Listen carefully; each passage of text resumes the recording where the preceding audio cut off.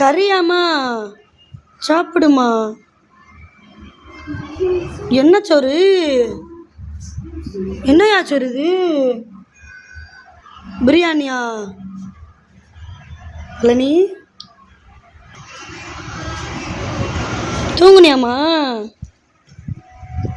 தூங்குனியா? அங்கேயா தூங்குன? அங்கே தூங்குனியா? இப்போதான் எழுந்திரிச்சிங்களா? அம்மா பேர் என்ன பேர்?